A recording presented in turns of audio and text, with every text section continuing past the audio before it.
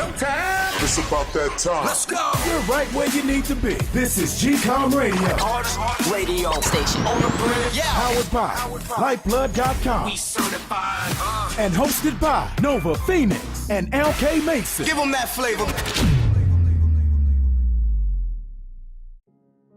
Okay, y'all, this is GCOM Radio. I'm your host, Nova Phoenix, and we have right here LK Mason. What's up, lady?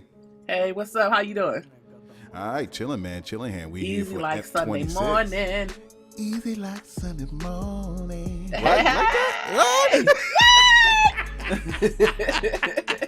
Yo, we are here for another episode coming to you right here on iHeartRadio. And we just gonna get things flowing, man. But before we do that, how was your week? My week was very productive. I had the opportunity to speak to some youth at a middle school. It was just beautiful, man. I loved it. The inspiration and the encouragement that everyone told me that they got. They came over to my table and was buying up all my books and then telling me their dreams and their stories and how they can, relate to Zayn the Brave. It was just beautiful, man. It was beautiful. Wow. Okay. A lot of different age groups for the kids. What was the age range? Middle school ages, actually. They were teenagers. I think it was between the ages of 12 and 16 or something like that. And I couldn't believe it because originally they felt, the book is a little kiddie because of the illustrations, but then the content and the wording or whatever they felt was in the topic, they felt was appropriate for that age range. And that's, exactly why I wrote the book the way I did and why I did not want to self-publish, because I wanted it to be something that could be enjoyed by kids of all ages. Okay, tight, man. That's a beautiful thing. I took a lot of pictures.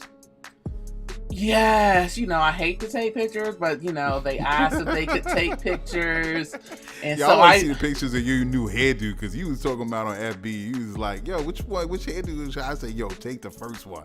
I have to see that. All right, that was my favorite too. So when everybody voted for that one, I was like, "Yes," because that's what I was going to go with. Yeah, that was tight though. I was like, I see you with that one. That was slick. Where you go to get your hair done at? My friend, her name is Sharia Greer, Sherry. She does my hair. She's been doing my hair for years. Okay. That's what's up, man. That's what's up. You should take some headshots, man. When they done and you just finishing and about to come out the chair, take a quick flick, and get the behind the head to see how, Yeah, I don't really take pictures like that. I've never been a picture person.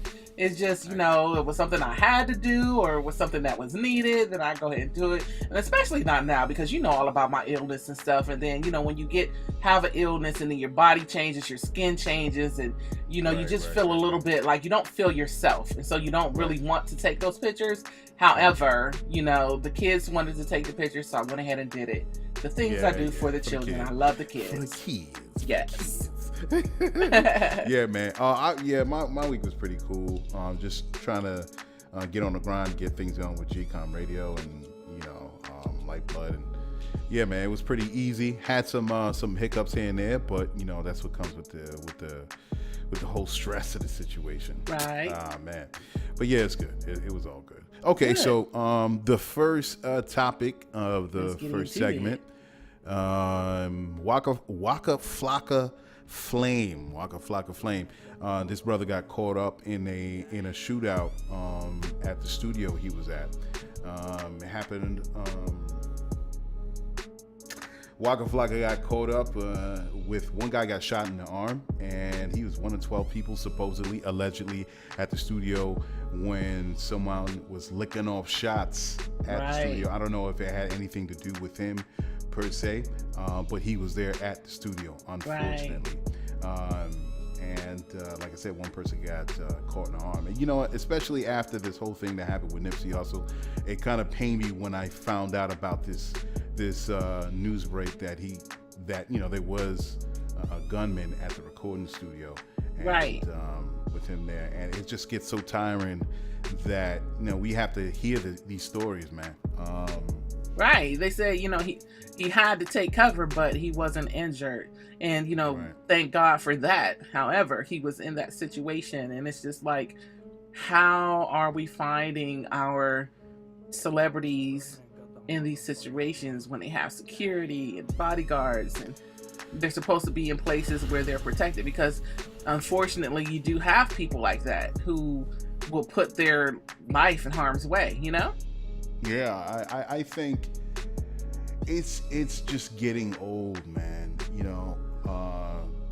When I hear about the other side as far as pop rock, you don't hear any of these things that are happening in their studios, but it's something that takes place with hip hop recording artists, and it's got to be some way where we could check that. It's got to be some way where, whatever your business is. I know artists have a lot of different run-ins, and from the background that they come from.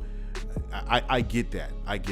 But there's got to be some way to curtail these type of events that take place, because of course there are going to be those that hate hip hop and hate the people that are part of it. They're going to take advantage of it and say, "Oh, look how these people act. They just can't get their act together." And there's got to be some way where that can be controlled, man. You can't even control just put other it people's on. actions. Well, I guess you kind of could, because I was going to mention that it hasn't even been a year. It hasn't even been 6 months, has it? When there was a situation where Usher was in the studio and there was a shooting there. Now, he wasn't injured or anything, but he was in the building. And I don't know who the other artist was in the other room, whether or not that was a rap artist that, where the situation went down, but you have somebody like Usher in the same building who could have gotten hurt, because bullets have no name. No, and they fly through walls, Exactly. But you know what? Now to kind of back up from the story, all we know is Waka Flocka was in the studio at the time it happened. We don't even know if he was involved with the shooting. And that's the other thing. That's kind of terrible when it comes to hip hop stars. It's like you don't even have to be involved, but if it happens in like vicinity, 20-foot vicinity radius, all of a sudden you're kind of attached to this whole thing. So they're automatically gonna be looking into the artist that was close by, and it gets me every time, man. It gets me because it's kind of like twofold. Like you want to. I treat them as my brother and my brothers in every way. They're in the struggle right along with me. They've become successful, and they're going to get wrapped up in things that are going to be great for them and not so great. So when you hear these stories, you want to have their back. And if I was next to Waka Flocka, if indeed did happen, involve him in some sort of way, you want to say, hey man, you got to get away from this energy. This is not what you need, right? In whatever way possible. If he was not involved in this whole shooting, then you want to protect them and say, well, the news is going to be getting at you in a certain way that you were involved to, in whatever degree. They want to attach your name to it so they can villainize you. So you got to even check the people around you. Right, boom. Or they could get clicks. And all of a sudden, 6 months from now, oh, it's that rapper that got caught up in that shooting. And all of a sudden, it affects your bread. It affects you going to the club or what show you're going to do. Every piece of news that comes out on you in some way has a negative. And a lot of people say, well, there's no good, there's good, what was it? There's good publicity and bad publicity, but just as long as there's publicity, well, that sometimes it's not always a good saying to say, because even negative publicity can have a serious effect on how you move about in this business world in order to make money. And I'm like, there's got to be some way where we can, get a hold of this, man. Get a hold of this in some way. And I already have some ideas. I'm not going to share with it right away because this is a kernel of a thought that's been in my mind for several months, but hopefully it could take fruition as things grow here.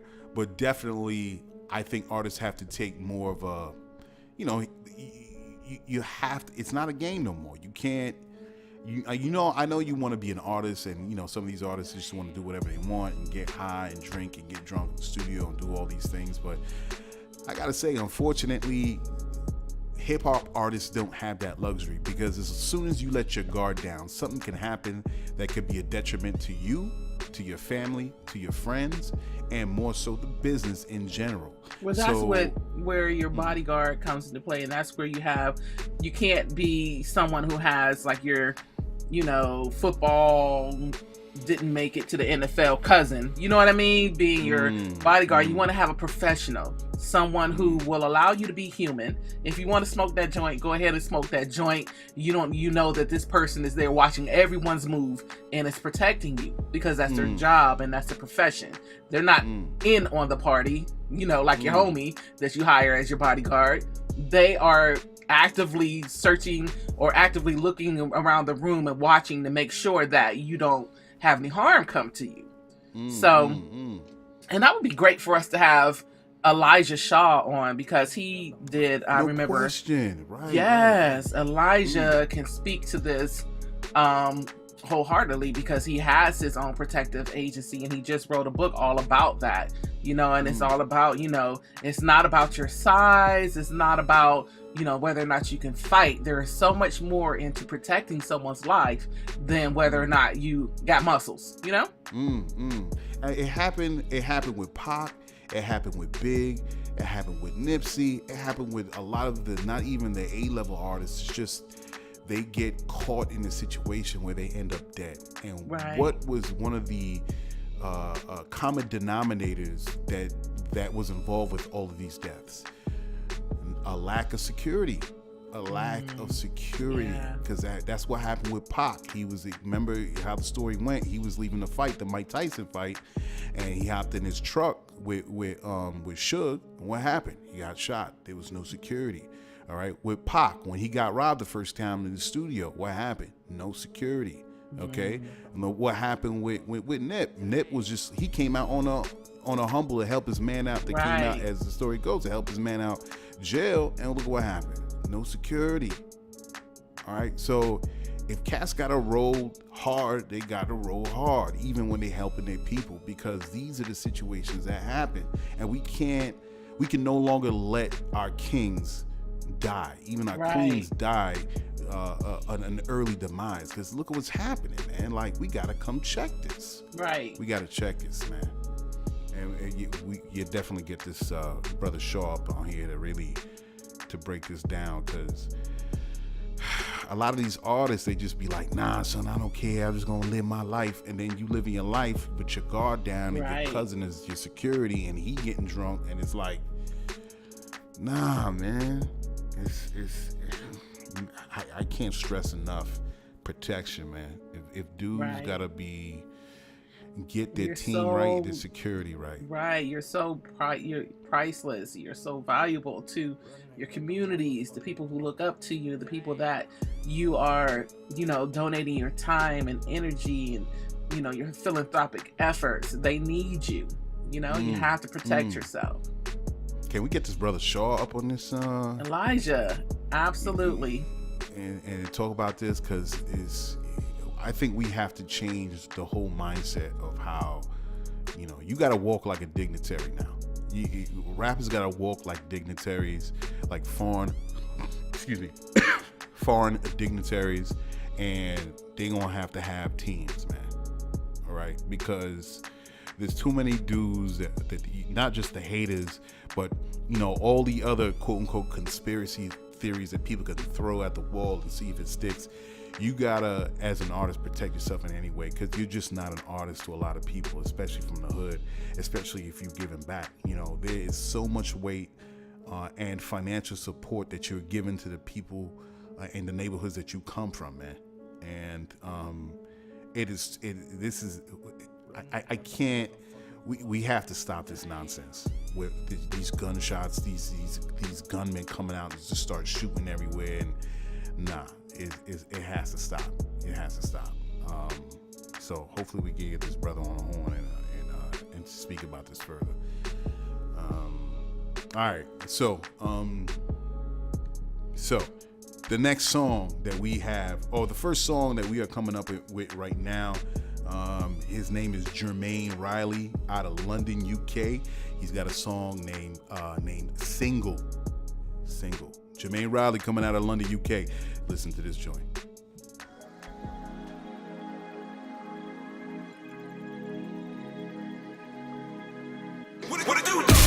It's GCOM Radio I am one of the flyers. on iHeartRadio. Said that you really wanted, yeah. You said that you were ready for the real thing. You got it on text before this became a mess, but you seem to forget all the things you said to me. Now you're nothing but another song in my catalog. Thought you were about to be it. Guess I was wrong, you're a pipe dream. No more of my time will be wasting. Say what you mean. If you're saying it to me, just explain it to me, baby. How the fuck you change your mind overnight? Listen, let me tell you why you sing. Go, cause you just don't know a good thing when it's looking in your face. I can see you talking about you in a relationship, and you know that you really ain't got what it takes. That's why you sing. Go, might be cute, but you're confused. If you keep on lying to yourself, you're gonna lose. And I'm single, yes, I'm single, cause I keep on falling for somebody like you. You said that you really want it. Oh, you said that you were ready for the real thing. When you hit the DM, liked what you were saying. Plans for the PM, then you text me in the AM, talking bullshit, so many excuses, whole bunch of lies, and I'm about to fucking prove it. Said you was way too sick for us to hook up, but then I see you up in the club. Say what you mean. If you're saying it to me, just explain it to me, baby. How the fuck you change your mind overnight? Can I tell you why you sing? Oh, just don't know a good thing. Looking in your face, I can see you talking about you in a relationship, when you know that you really ain't got what it takes. That's why you sing. Oh, might be cute, but you confused. If you keep on lying to yourself, you're gonna lose. And I'm single, cause I keep on falling for somebody like you. I'm over wasting time. Baby, I'm not gonna put myself within your hands, because there's something you don't understand. I'm a catch, help you secure the bag. Yes, I know how to dress, best sex you ever had. Guess I should let it go, but if you don't know, can I tell you why you're single? Just don't know everything when it's looking in your face. I can see you talking about you in a relationship, when you know that you really ain't got what it takes. That's why you sing. Might be cute, but you confused. If you keep on lying to yourself, you're gonna lose. And I'm single, yes, I'm single, cause I keep on falling for somebody like you. You said that you really wanted, yeah. You said that you were ready for the real thing. Got it on text before this became a mess, but you seem to forget all the things you said to me.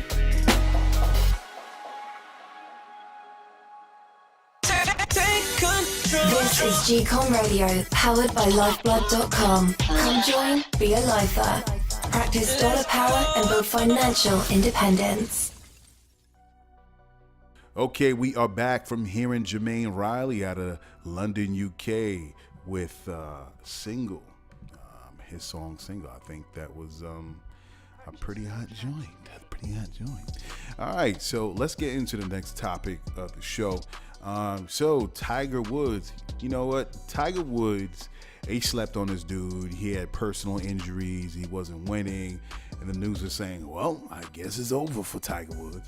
And it turns out my man won another Masters. Yes. Tiger Woods. So big up to Tiger Woods. Congratulations. Because he is in golf, and you got to celebrate, you know, the achievements of black folk. But hold on. But that's the question. Is he black? Is he a Cablinasian, as he says? Cablinasian. Cablinasian. Whatever. Potato. So, yeah, man. So, I mean, the question comes into mind about, him identifying as black and I personally think, the dude's black. I understand whatever you want to think. If you Asian and Filipino or whatever it is, and you black, and you want to mishmash all those things together and call yourself this kind of new racial category, that's your business. But we know in America, as black folk, that people recognize you as black. Okay, you walk down the street, you black. When police run up on you and they want to throw you to the ground and accost you for you black. All right, when you trying to get that home loan and you getting a higher interest rate, you black. Okay, so there are a number of different things that even if you didn't try it, society will always recognize you. His as being appearance black. is black. Right. His appearance is dark. He is of color, but the man is what he is. Like, I'm not denying that. I'm not denying I'm not for him right, to be denying his and I don't want that to overshadow this man's incredible win, because he just won this. Big ups to you, man. Of course, because yeah. like you said, they had counted him out. But They certainly did. yeah, I just feel like, what somebody's appearance isn't all that important, because if you look at him, okay, yes, his skin color is dark, so you would initially say he is a black man, but look at his face, look at his facial features, look at his eyes. Blackness. You clearly know that he's Asian. Well, you know what I mean? Blackness too. ain't just how you look in the face. It's more than that. It's a cultural significance. It's a historical significance.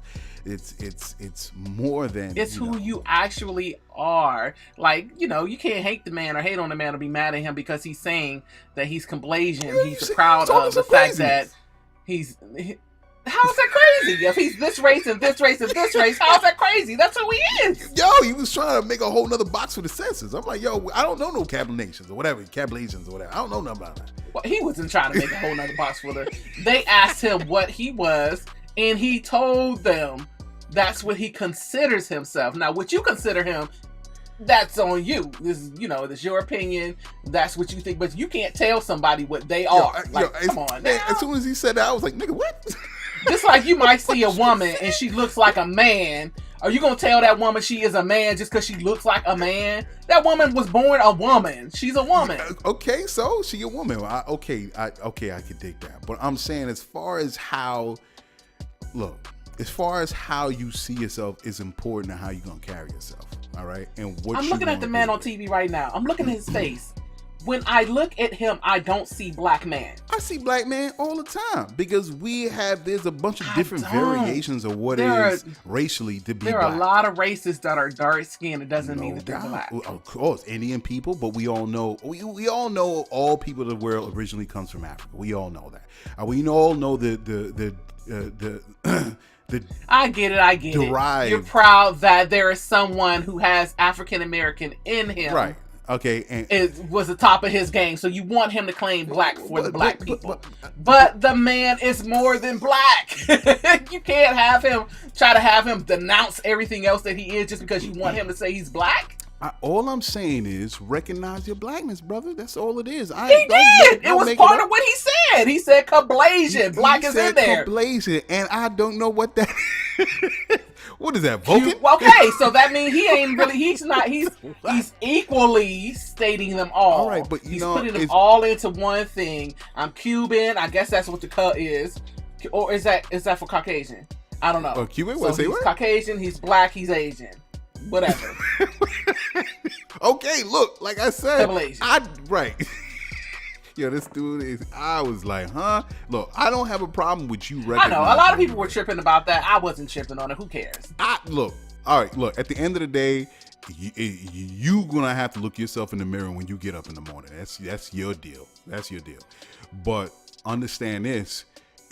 It's indicative of how you carry yourself through society and what you think you are by carrying. Like, you just gonna walk about it. No, you know what? Like, for instance, we understand with the police. Like, we see the double standard with that. You can have a white person in the car and they'll scream at the police. Oh, well, this is ridiculous. And they'll go off, and all of a sudden they get the ticket and they'll throw the ticket back in the cop's face. Cop won't do nothing. Whatever. And they go about their business. And then as opposed to you being a black driver, and then the cops come to you. As soon as you assert yourself and say, hey man, this is illegal, all of a sudden your ass is thrown on the floor and you got a boot to the back of your neck, and at worst you could be killed. At the very least you get thrown in jail and you could be inconvenienced. Now, for a man to go about his business and say, well, I'm Cablinasian and I'm just gonna, that's who I am. What? And that's what he is. And not understand that there's a certain weight, a societal weight it is to be black in this country, and then all of a sudden you're gonna go out and you say, "Who are we to say that ridiculous. He has to carry? He's not shot. God. He's not Jesus. Who are we to say he needs to carry that on his shoulders? He is He's trying to mix everything in to what he is. You can't tell somebody you have to say you're black. I'm not. He's who he is. Okay, if he Cablinasian, point out the rest of the Cablinasians that be walking around here, please. Please, is there a group Tell of them to Cablinasians? come out and say what they are. Is there a religion that only Cablinasians go to? Is there Is there a religion that only black people go to? Look, listen, I'm just saying. I just was confused. I was like, my man. All right, I'm saying it's okay to be confused. And Bishop Jakes just preached about this today. What other people think about you is not your business. It is not your responsibility to change somebody's mind about you. You are who you are. We can't worry about what you think. You know what I mean? We are here to serve our purpose. Okay. And our purpose doesn't have anything to do with how you feel about me. All right. Okay. You know what? You can go right ahead. So what you could do is you could take his Cablinasian ass down south and walk through a KKK rally and see how you get treated. Okay, I want him to walk up and that still does not change his race. I'm Cablinasian. That still is somebody's opinion about him. You don't have to hang me. It doesn't change who he is. What? It does not. That still don't change who he is. I don't care who looks at him and says that he's black. He is still biracial. Look, Barack Obama, the president of these United States, is biracial. But at the same time, yes. And he's not denouncing his white side, but at the same time, he's recognizing that there is a way to what it is to be an African American society and recognizing the biases. So you say Tiger is not? When did he say that? When did Tiger say that? When did he say that he doesn't understand how it is to be a black man? That's the point. That he don't say nothing. And so why does everyone who is African American have this responsibility to hold up their race and carry their race? Because it's hard out here. You can't even get support from your own race half of the time. But you want someone who makes it and they're not even fully African American to kind of just put my other side. I am part Caucasian. I am part Asian. Let me say I'm black and I'm proud. Like, goddamn right. You tripping? It's tripping. Real. It's real. You get out there and do it. You get out there and you do it. If it means that much to you, you get out there and do it. There's nothing wrong with being proud of your race, but when you have more than one race within you. Yo, I'm all with that, man. Like, look, you know who's the direct opposite of Tiger Woods? Jason Williams from that doctor show. What's that? Grey's Anatomy. He's biracial. You mean Jesse Williams? Oh, Jesse. I'm sorry, Jesse Williams from the Grey's Anatomy. He's biracial, but he recognizes what it is to be black in this country, and he understands. But you're speaking as if Tiger doesn't. Well, he never said nothing about it, so how I know? Oh, he said he was Cablinasian. Right. So how can you say he doesn't if you don't know? Oh, man. Listen, when the day comes when I will see... nobody expects anybody who's Caucasian to go around and say, I'm white and I'm proud. I'm white. I got privilege. Nobody expects people to do that. But when you're African American, people expect you to stand up and say, yes, I'm black and I represent everyone. I respect people who's black. I respect people who's Irish. On, dog. I respect when you have the Irish Day Parade and kiss me, I'm Irish. I respect that. I love that. I embrace that. If you Italian, I embrace that. It's not everyone's responsibility. Hold on. This man is biracial. But hold on. If you're Portuguese, if I hear a name that doesn't sound quote unquote American, I'm gonna ask, hey man, where you from? Oh, I'm from I'm from the. I think we all should be a human race instead of worried about colors. Hold on a second. I'm from Ukraine. What? I'm interested in the Ukraine culture. Please tell me about it. And I have had conversations with people from different ethnic backgrounds that share themselves. But you just said that if he walks down the street, the police are going to see him as a black man. Why does he need to say it if you look at him and see it? Why he has to go around and talk about being black if you're saying if people look at him and see that? Because it's a part of the experience. It's a part of the Lord, you're experience. tripping. Now, let me tell you something. But you got to get over hold on, it. Sam. You got to get over it. You got something. Did somebody say something to you when you were a kid or something? Like, what's going on with you here? Listen, it's almost like the biases that women go through. There was a video that came on YouTube. I know we spoke about this before, but I'm saying this right now because we doing this show. So there was a video that was done of a woman walking, just want to go through what her daily life is like as soon as she walks out the door, and they had someone filming her while in front of her, and she's just walking out the door, going about her business, going to work from the morning to the day, however long it took. But you notice how many catcalls and how many men was getting at her, and she was going about, and I never understood that until I saw that video. I was like, what? That's what women go through? Because that's not what men go through. That's my experience. So at a certain point, I have to understand my male privilege and accept the fact that my life is not as my life is a lot smoother than what a woman would go through on a daily basis. It got to a point you where might not deal with that, but there are a lot of men who deal with it. No, you say hold on, but I'm telling you your point. I'm telling you your point. There is some evidence against what you're saying. You're saying that men don't go through it, but men do. Let me make this last point. And there was a point where you had this derelict dude, a deviant, that was actually following her for like 5 blocks. 5 blocks. That's not what men don't go through that. That's what we don't. Yes, they do. What? Some men go through that.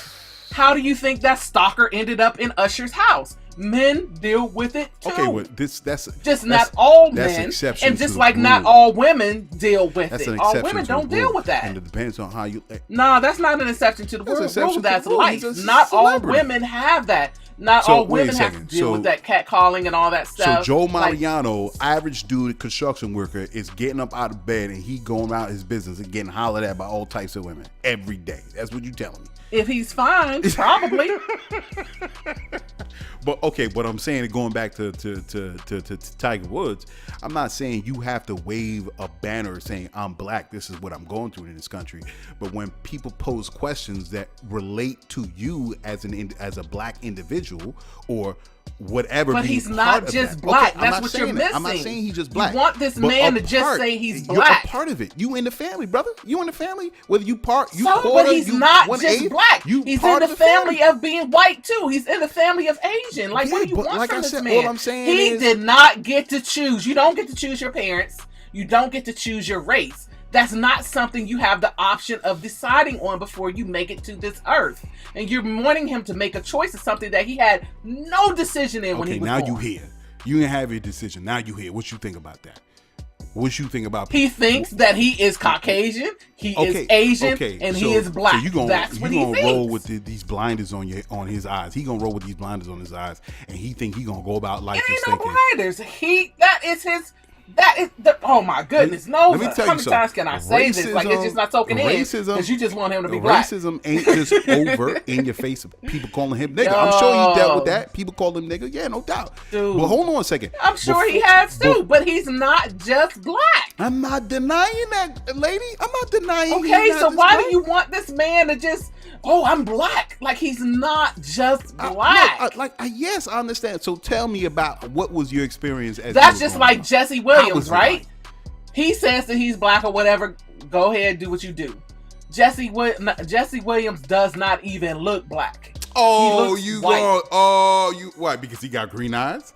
You know he does not even. I mean, I'm not saying that he's not black. He is black. What I'm saying, he does not even look black. He's saying that he's black. Okay. Right? That's what he identifies with. That's what he wants to say. That's what he feels comfortable with.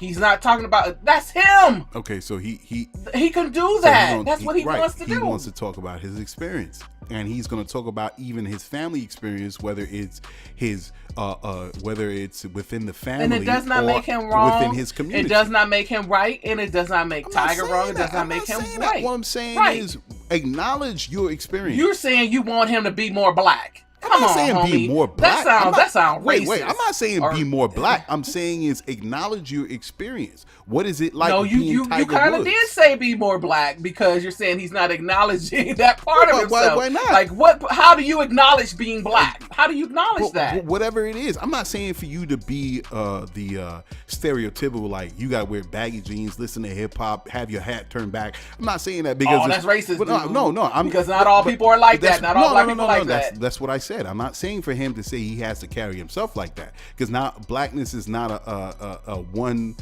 type of way of living. There's a lot of different ways of being black and expressing yourself in your blackness. But what I'm saying is at least acknowledge and say, hey man, this is my experience. This is what I went through. Yes, my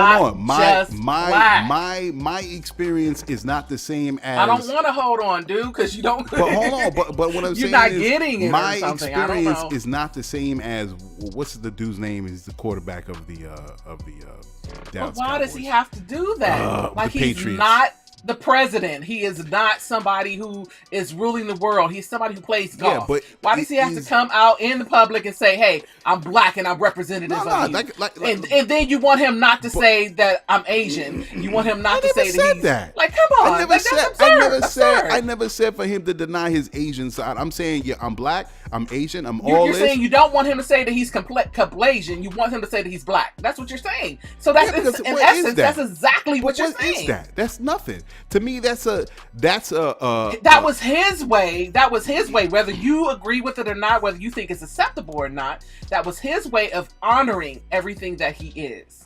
Yeah, but you know what? You don't have to agree with it. It's not his responsibility to make you agree with it.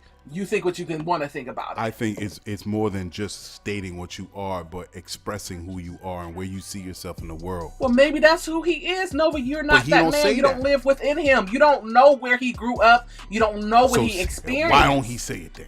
Why does he have to say it? Like, why do we always expect black people to speak on who they are because of their color? Like, that is so, I don't understand how that craziness. We don't expect white people to do that. Sure. We don't expect white people to come out and say, this is where I I'm come from checking and white this is people. where I was raised. Yes, that's right. Come on, man. Acknowledge. I want you to talk about your whiteness. I want you to talk about what it is to be white. I want you to talk about your white privilege. I want you to talk about how it's easy for you in this society because you're white. African American people. Speak it. You don't have to talk about your color. You are human. A part of who you are. You are a part of the human race. And you don't have to go out and tell everybody I'm black because you know what? We see it. Listen. I want you to express, or you would want you to say, yes, you're a human being, but also what makes you unique as being a human being. Yes, I am African American. Yes, I am Iranian. That's the dumbest thing in the world. Why do you have to say it and you look it? I am Nigerian. I am South African. I am I'm Italian. I'm Irish. These are the beautiful things, the diverse tapestry of the human species. It's beautiful, but why do we have to? Why do we have to come out and say I'm black? When I go to Rome, I'm an author and I'm black. I have to go around and say that. When I go to Romania, we're exposed to Romanian culture. When I go to Russia, I'm exposed to Russian culture. No, I don't know about but hold on, when I go to Japan, I'm exposed to Japanese culture. Hold on. I'm exposed to it, right? I'm done talking about it. All right, we're gonna go into the next song. Okay, so the next song we have here is Devin Morrison from Los Angeles with his song, oh my God. Why don't I have his song on me? Hold on. I don't know what happened. I didn't even type this song into my notes. Okay. Devin Morrison coming from Los Angeles. His song is No. And Devin Morrison is black. we out. Listen to this joint.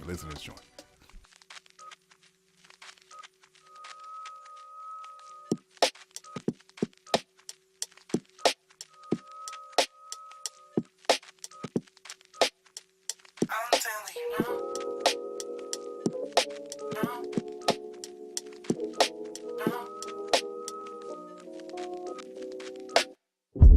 Wouldn't you know? I was gonna wait for you, but you was like, no, it's on me, and I'm telling you no. You had a chance, and now I'm telling you no. Could've been my number one stunner, but no. Now you gonna act like you ain't even know. Especially when it come back to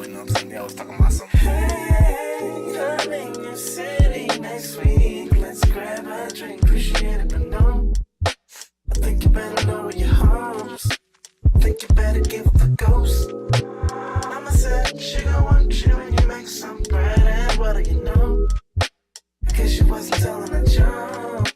She come and did a couple of posts. She said, what's wrong with you? And you can't call nobody.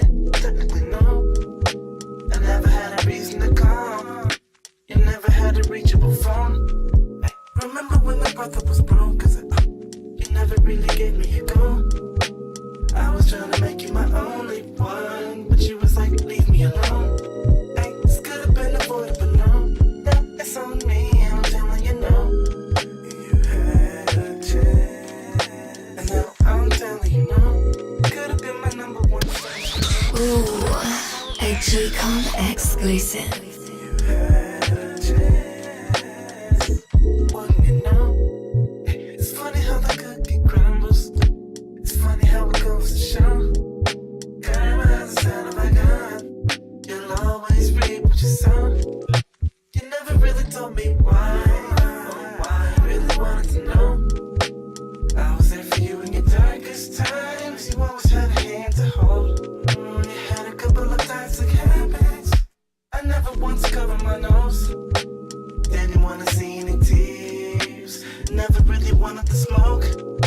I was trying to call you my baby and tell the whole world you're my lady, but you kept telling me no. Now you got a Joe's in your bones. Hey, this could have been avoided, but no. Now it's on me, and I'm telling you no. You had a chance, and now I'm telling you no. Could have been my number one stunner, but no. Now you gonna act like you ain't even know. You had a chance, and now I'm telling you no. I was gonna wait for you, but you was like, no. Now it's on me, and I'm telling you no. And now I'm telling you no. Could have been my number one stunner, but no. Now you gonna act like you ain't even know.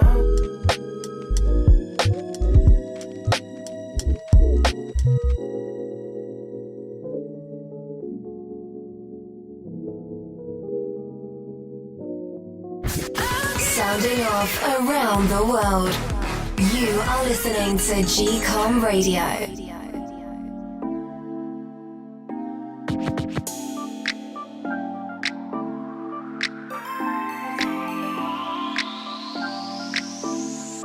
Oh, yeah, that's my babe. Yeah.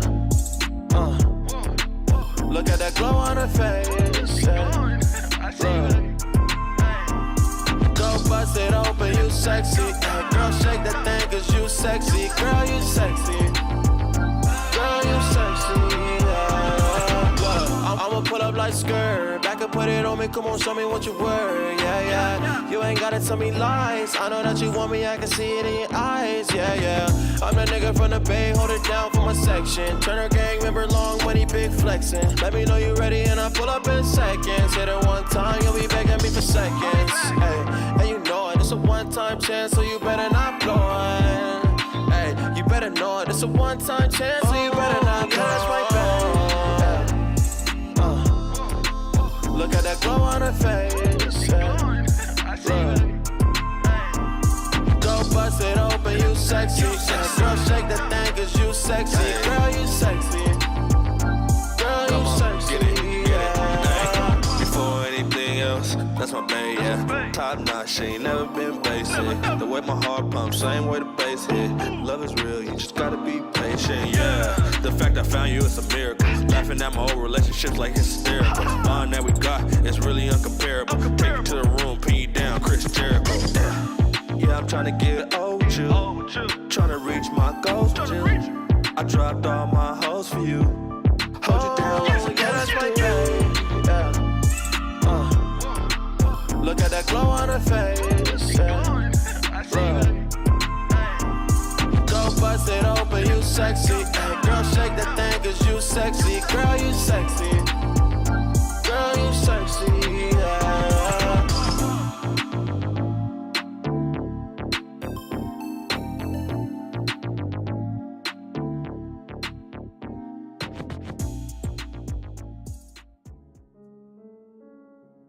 Okay, we are back. We just heard Devin Morris, man. That was a tight song.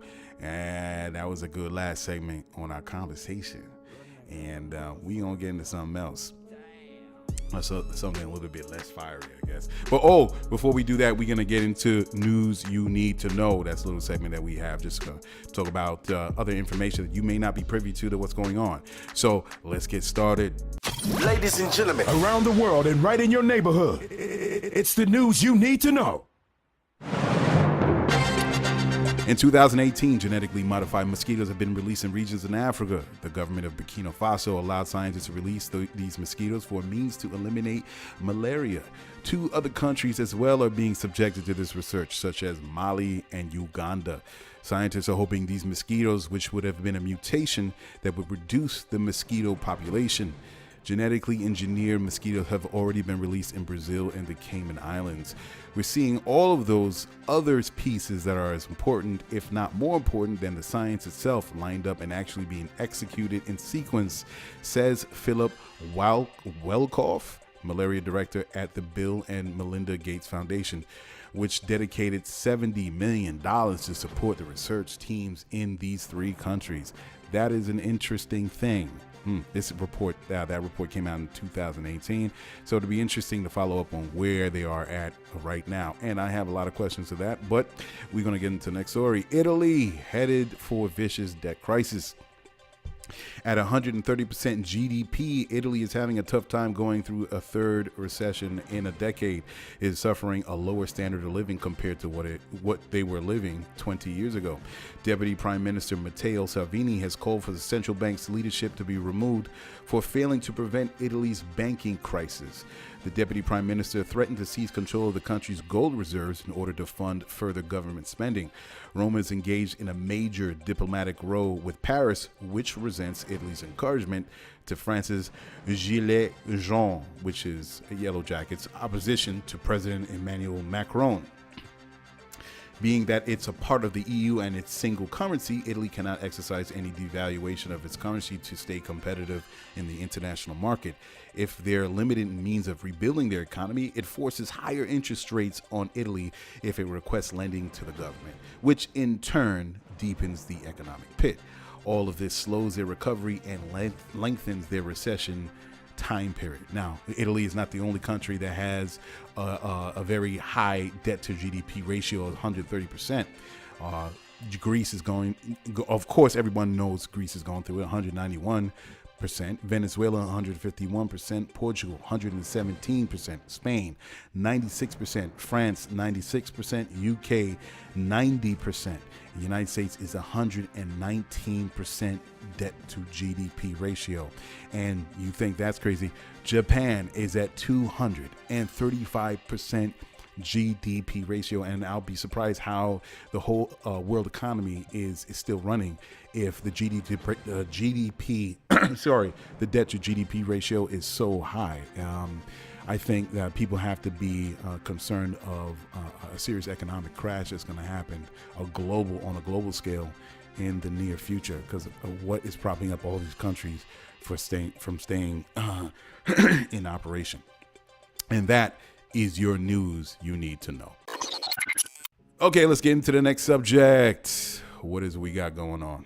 We are talking about in the 3rd subject, rent, man. Rent is too damn high. We have some issues. We got some issues going on here, and it's real talk. This one news article, rent is rising fast at crazy rates. New York, especially. I don't know. It's a subject matter that it's a hot topic for a lot of people, and how we're going to actually be dealing with the rising rents in the United States. And the trend is because the housing market, there are a lot less people able to afford housing, especially in New York. It's not just New York. It's happening in Miami. It's happening in San Francisco. It's happening in all the major urban centers. But I speak from New York because this is where I'm from. And the more people, not a lot of people can afford the mortgage rates of what's happening. You know, even the down payment can be a struggle. People are able to afford homes on a monthly basis, but it's hard because there's so many other things that people have to pay for to raise the down payment of $50,000 or $40,000. And it's because of that where the trend is people are moving more towards renting. And as you can see with a lot of the developments that are happening in New York, in particular, I have to say, they're coming out with a lot of luxury high-rise rental apartments. And it's like $2,500, $3,000, $3,200, and I don't know how any of these people are paying for who are going for these homes. It is an ongoing trend that is making people, especially in New York, move out of New York. A lot of people are moving to ATL, they're moving to Florida, and I think this is the trend was, and I don't remember in particular, but there's a lot more people that are moving out of New York than entering and living here. Because people just can't afford what's coming up in the trend. I don't know what's happening in Ohio. Can you speak a little bit? What's like the average rent in Warren, where you're from? I actually don't even know. Most people I know are renting houses pay way less than what you guys pay for apartments. Like I know some people with 3-bedroom houses that they're renting paying $550, a month. So yeah, and I mean, and I'm saying they have like a den, they got a garage, 2-car garage, basement. You know what I mean? They have bi-level house, 3 bedrooms, and you can turn another bedroom in another room in the house into a bedroom, and they're only paying $550 a month. That's crazy. And you all are paying thousands for an apartment, and some of those apartments are just studios. So yeah, I don't know. I was wondering about that, thinking if maybe it had something to do with our new presidency, because I saw a couple of people on social media complaining about their taxes, and the fact that they have never had to pay taxes. They always got a return. Right. Until this year. And this year, people are having to pay, and they are fired Let me tell you, amongst everything else, all of a sudden, people got to pay back, the government. And I'm like... Mm-hmm. And they said nothing is the same. Their deductibles, everything is the same. Something grimy going on. And now they have to pay. If everything is the same, their expenses, what they're earning, and they ended up having to pay. That's what they're saying. Yep. They pay back the government. So they're saying that tax cut that our wonderful president gave to the rich people is harming the middle class. And so, all their deductions and everything is the same, but they're paying out this year, whereas they got a return last year. I see, said the blind man. Well, you know what? Obviously, there's something wrong. And even when I look at my paycheck, and I'm like, I have to pay this much in federal, state, city. It's ridiculous what I got to pay. And you would think that I would be living in Emerald City. I'm serious. It's like the roads is beat up and the public schools are not great. And I'm like, the programs that can help people kind of transition to higher skilled labor. I'm like, it does not. And this is one of the richest cities in America. And for there to be this much problems and people just living, day to day. It's funny, right? I just saw this this thing on Facebook where, oh man, what's funny? It just did not come to mind. This woman, congresswoman, was talking to the CEO of Chase Manhattan Bank, and she was challenging him because he makes $31 million a year. Where does how, from his experience, how should a woman that's making $31,000 in some Midwestern county raise be a single mother, raise one child, living in a 1-bedroom apartment, and she's only making $31,000? And she kind of broke down the list. Okay, this is how much she's going to be getting in net, of course, after taxes. This is her rent. This is how much she's paying for food. This is how much, and she's ran down this list. And she said, she asked the CEO of JP Morgan Chase and said, okay, so what do you think she should do? And he just came out with this generic response like, I don't know, something like I would have to speak to her or something like that. And it was so damning. Like, these folks are making X amount of dollars with particular organizations or companies, and they owe this much in what they would have to pay in rent and all the other things that you have to pay to live your life, and they cannot meet it. And she was, by this example, this woman was in negative $500. It was ridiculously.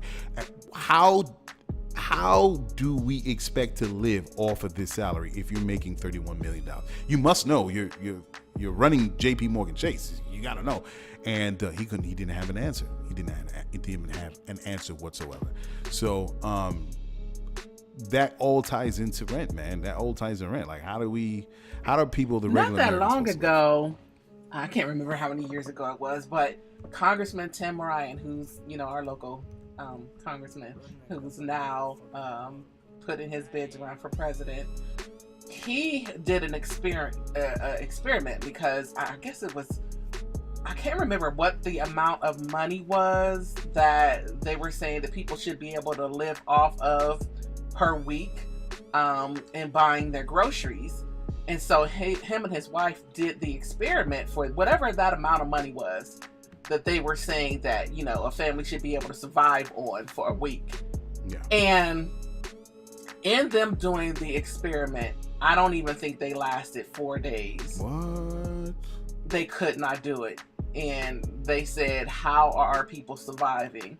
We're expecting them to be, I think it was had something to do, because they were trying to say, I think it had to do with minimum wage. And there was this battle about whether or not minimum wage should be, increased or something. I can't remember exactly what it was. You can look online though, because I do believe if you Google it and see the experiment he did with that. But yeah, he and his wife failed miserably. They couldn't get by, 3 or 4 days, I think it was. And he said he felt horrible, because obviously they don't have to worry about income. They don't have to worry about, what they can eat. And even though they budgeted, they call this up budgeting and everything, huh? Where was this at? I want to, he may have been, I don't know, because when they're congressmen or whatever, they have a place in DC and also in their place wherever they're from. So at the time, I can't remember if he was in Warren when he was doing this or if he was in DC, but he had homes in both places, and he could not survive off the money that they were expecting regular people to survive off of. And he said, I'm sorry, we needed it. He was like, it was something that we needed and we had to get it. It wasn't like I had to just do without. I think it was formula they needed. And he said, I had to get the formula. Like, I could not feed my child. So I had to cheat. And he said, but other people don't have the ability to cheat. Like, they don't have that cushion of money that they can go to, so how are they surviving?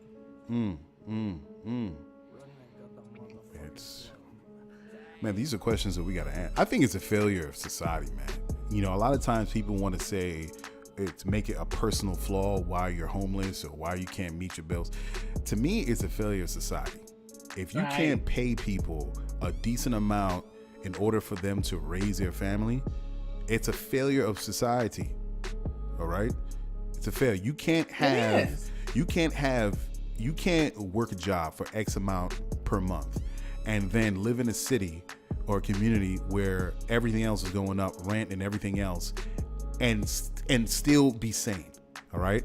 And be okay with everything. Like, everything is fine. No, it's not fine, all right? And then when you, of course, you have to be, you would have to be literally saying to think everything is cool. But then when you actually voice to your congressperson or to your, local representative, say, hey man, I can't live off of this, and they don't have an answer for you, I think it is truly disgraceful how, us as society can continue to live on expecting people to literally fall off a cliff and not do anything about it. The representative, the Democratic representative's name was Katie Porter from California, and she was grilling JP Chase CEO Jamie Dimon on that scenario that she gave, and it's unbelievably crazy, man. And the rent, I'm going to tell you, and I'm going to share something. This is extremely personal. Sure. But I'm going to share it. Just, maybe it'll help someone else. When I was working my way through school, I think I was making $9 and some change an hour at a government entity. It was a child protective agency. And part of my position at that time, sometimes I would have to provide transportation for maybe a child or maybe a parent so they can get to the agency to visit with their child. And it was embarrassing and a humbling experience because one time they had, and it was only supposed to be on a here and there type deal. You know what I mean? Because it wasn't the core of my position. It was just to help out from time to time. But they, instead of hiring a new transportation person, started really hitting me with all of these requests to go and pick up a child here and do this and that and do da-da-da-da-da.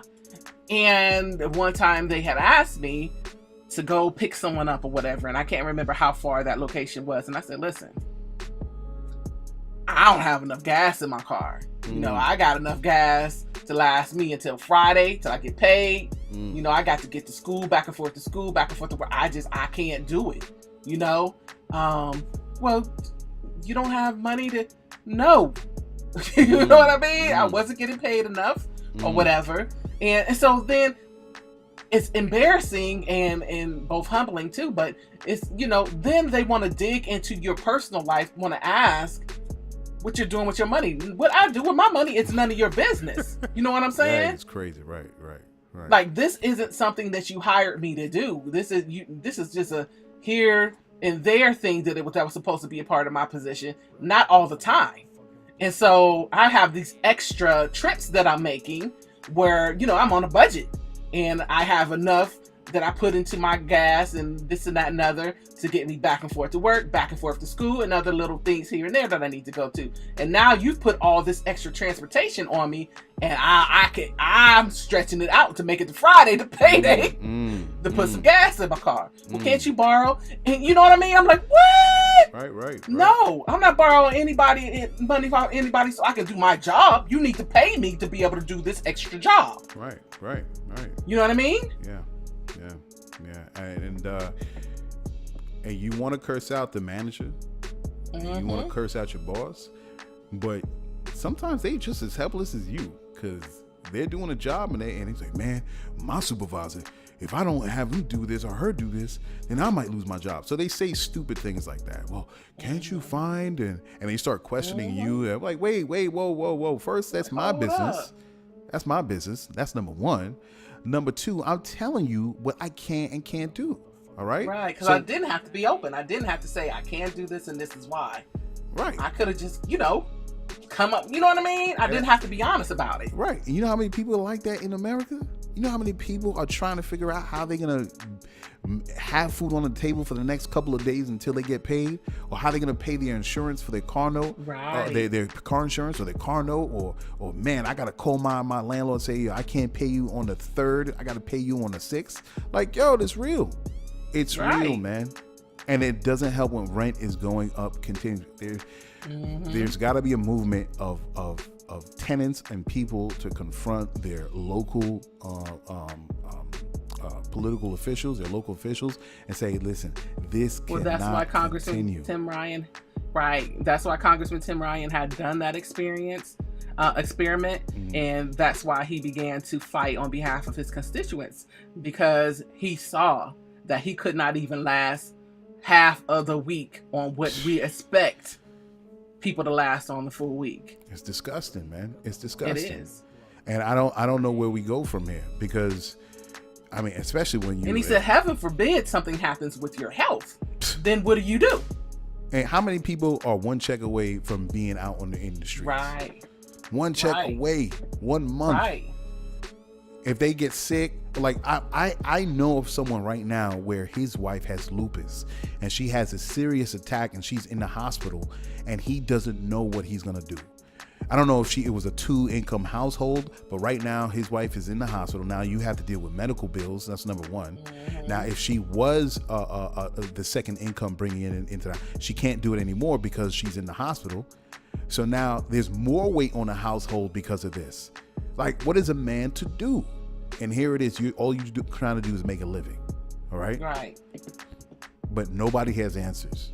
Your boss doesn't have answers. The CEO of the company don't have answers. Your local officials don't have answers. The CEO of JP Morgan says, I don't know. He don't have answers. Well, they do have answers, but They're not really saying what it is. So it's like a train is heading for a cliff. And if we don't deal with rent, the raising rent, and even high mortgages of what's happening in the urban centers around America, there's going to be a serious, I have to say, a rebellion. Because there's so much you can push people into a corner, and then they start to lash out. Okay? And they're going to say, well, F you. Yeah, you gotta do something. It's what's happening. It's what's happening, as I said in the news you need to know, with the Yellow Jackets. They're doing it right now in France. They're saying, yo, listen, we can't afford these things. You got to do something about it. All right. It's what's happening in Italy. What happened in Greece. So it's not something that's unique to the United States. What's happening is we have, and I'm going to say this, there are very few people that these countries are making a lot of money. They're making a lot of money, but it's not being distributed to the people evenly. It's not. It's going right to the top.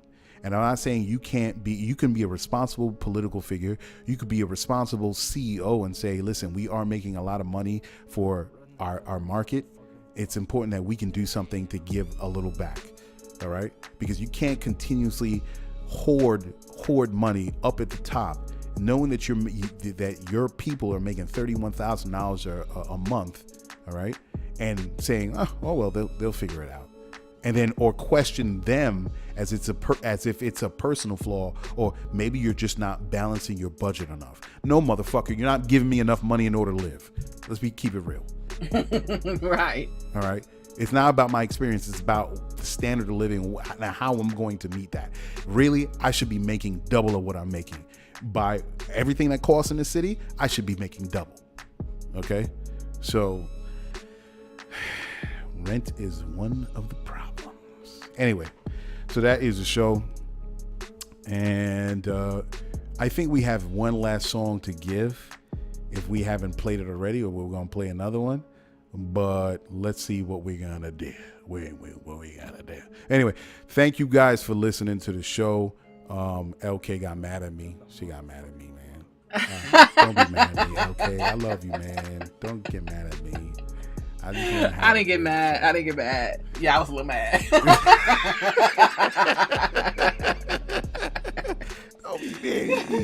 Don't be mad. So we appreciate you listening, and trust me, I respect your opinion. I even respect Tiger's opinion. All right, what it is, because at the end of the day, we're all human beings, and we're gonna live our lives regardless of what people say. So, much love to everybody to listen to the show. Please go to Lyfeblood.com, be a lifer. Whatever your passion is, join in, man. Join in and let's build this network. We appreciate it. I'll share you my profile next week. Just some things I want to clear up. And donate to GCOM Radio, man. Donate to right on the profile, be a part of it. And we're going to get into that a little bit more in detail, for those that don't know about it, again, into the next episode of Lyfeblood.com and how it could benefit you. Much love to LK Mason, Zana the Brave, man. Go to ZanaTheBrave.com, get the book. Zana the Brave is for your children that are experiencing bullying. I kept on. It's funny. I wanted to mention to you, but every now and then I see an article through the week, through the days, that I see one more kid that died because of bullying, and we need to talk to our children on how we can keep that from happening, man. And that starts a conversation. To be honest with the book, man, when you get Zana the Brave and you talk to your kids about bullying, who's bullying, and make it a part of the curriculum in your schools, and talk to the kids, and the kids to talk to each other on how we can eliminate bullying, because we can't have our youth, our young children die because of pressure from bullying, man. Seriously. All right, that's it. LK, anything? You said everything. Thank you for the love for Zana the Brave. It is so important, and we really do need to let the parents, the teachers, the children know how, what really goes on behind the scenes when a child is constantly bullied. So that's why Zana the Brave is so important. Yeah, that's what's up. All right, folks. Thank you. Until next time, next week. See you. Peace.